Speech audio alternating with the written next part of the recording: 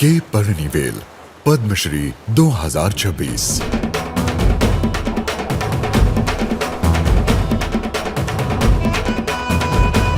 ये सफर शुरू हुआ पुदुचेरी शहर से 10 किलोमीटर दूर पूर्णकुप्पम गांव से।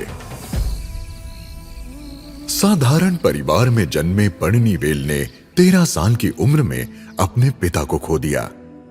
जिंदगी आसान नहीं थी। परिवार एक घास फूस की झोपड़ी में रहता था।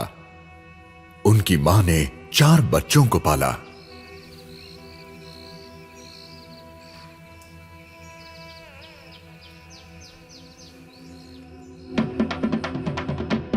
स्थानीय कार्यक्रमों में उन्हें तमिलनाडु की प्राचीन मार्शल आर्ट सिलंबम से परिचय हुआ और वे पूरी तरह उसमें रम गए। उन दिनों गुरु एक बार सिखाते थे और शिष्य को उसे पूर्णता तक साधना होता था। वे तेज धूप में शैडो प्रैक्टिस करते, जिससे उनके हर मूव में निखार आता गया। 7वीं कक्षा के बाद पढ़नीवेल ने पढ़ाई छोड़ दी और बस क्लीनर की नौकरी शुरू की। उन दिनों बस साफ करने के सिर्फ 3 रुपए मिलते थे, जबकि परिवार चलाने के लिए रोज 10 रुपए चाहिए होते थे। उस मुश्किल समय में एक बोंडा खरीदना भी मुश्किल था। वक्त बहुत कठिन था। कुछ ही समय में पढ़नीवेल बस ड्राइवर बन गए, लेकिन सिलंबम के प्रति उनका जुनून कभी कम नहीं हुआ। हर मौके पर वे अभ्यास करते रहे।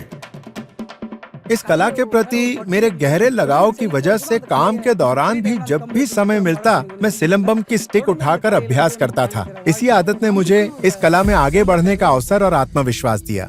फिर 2002 में एक विचार आया, क्यों ना अपनी कड़गम एकेडमी शुरू की जाए, और इस तरह मामलन सिलंबम और नट्टपुरा कला विकास कड़गम पुदुचेरी की स्थापना हुई। सिलंबम ने ही मेरे जीवन को असली दिशा दी। ड्राइविंग से रोजगार मिलता था और मैं दोनों को साथ लेकर चल रहा था। लेकिन एक समय के बाद मैंने ड्राइविंग छोड़ दी और पूरी तरह इस कला को ही अपना लिया। अधिकांश छात्रों को यहाँ प्रशिक्षण निःशुल्क मिलता है। पढ़नीवेल ये सब सिलंबम के प्रेम में करते हैं, ताकि इस कला की खुशी अधिक से अधिक लोगों तक पहुँचे।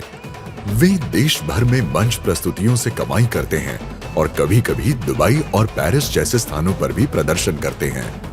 मैंने अपनी युवावस्था में जिस स्टिक से अभ्यास किया था, उसे आज भी संभाल कर रखा है। मैंने अपनी पत्नी और बेटे से कहा है, मेरी अंतिम यात्रा में वह स्टिक मेरे साथ रखी जाए। मुझे विश्वास है वे मेरी ये इच्छा पूरी करेंगे। मुझे नहीं पता दूसरों के लिए क्या है, लेकिन मेरे लिए सिलंबम मेरी आत्मा की जीवन रेखा है। के पढ़नीवेल पद्मश्री 2026।